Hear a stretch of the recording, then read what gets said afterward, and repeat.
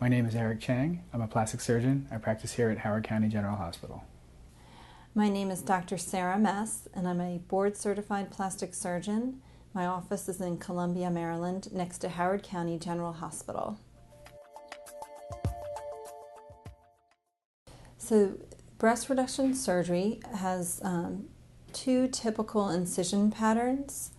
One incision pattern is called a WISE, W-I-S-E pattern, which leaves an anchor-type scar. So this would be a line around the areola, and then a line straight down from the areola to the inframammary crease, and then a line along the inframammary fold.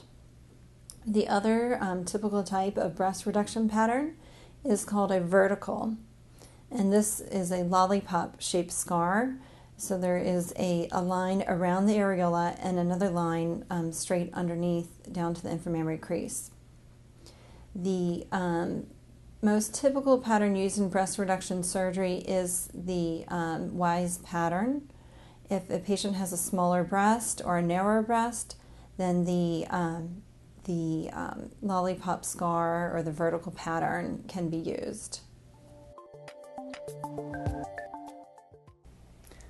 Most of my patients who have a breast reduction surgery go home the same day.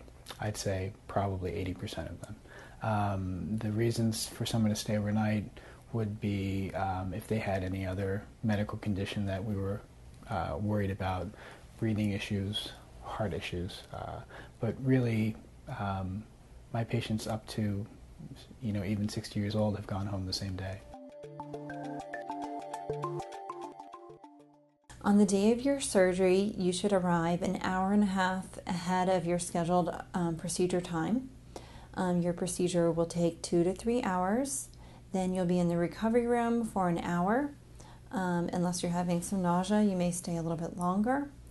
The expected time to be at the hospital for your family would be about 5 hours. After surgery, you'll go home.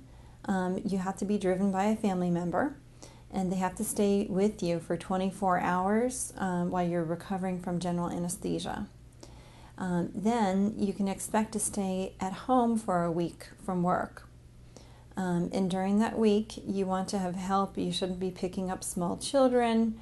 You should plan ahead and do your grocery shopping and your errands prior to the surgery so that you do not have to drive anywhere.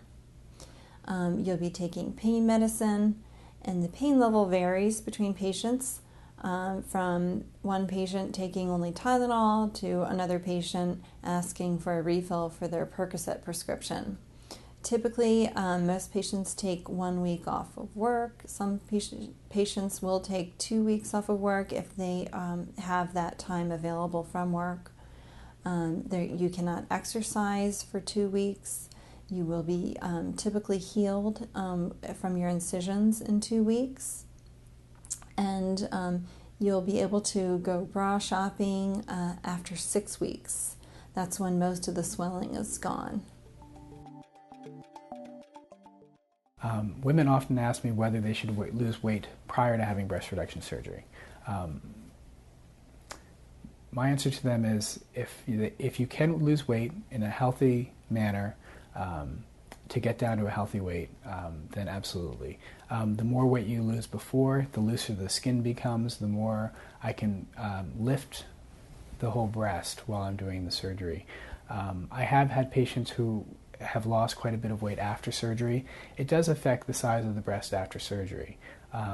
If it's 10 pounds, 15 pounds, it's usually not a big issue. If patients lose a lot of weight, such as massive weight loss surgery, bariatric surgery, those patients can actually lose almost all their breast volume simply from weight loss. So weight has a lot of interrelationship with breast size, obviously.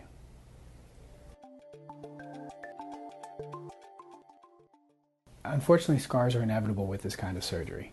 I explain to my patients that it's a trade-off, that this tissue can't be removed, that the skin can't be removed without leaving scars behind.